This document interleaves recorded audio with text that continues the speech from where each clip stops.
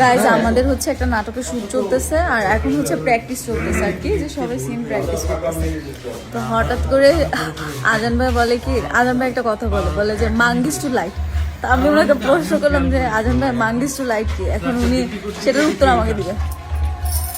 Excuse me আজান ভাই, hello আজান ভাই, এক্সকিউজ মি, আপনি যেটা মাঙ্গিস টু লাইট বললেন এটার অর্থটা একটু যদি বলেন কাইন্ডলি। ভাই কাইন্ডলি একটু এটার অর্থ এটা ধরে বলেন।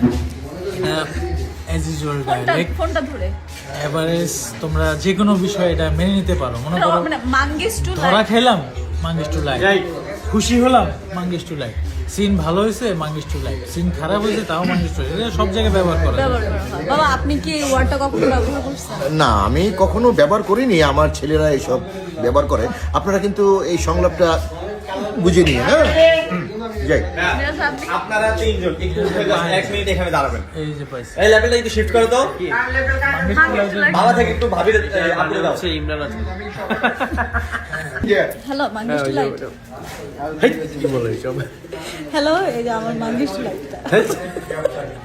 এটা হচ্ছে আমাদের ভাইয়া মাঙ্গিস টু লাইট অর্থ কি আপনি বলেন? আমি এটার অর্থ যে শিখেছে তার নাম হচ্ছে ইমরান আজান।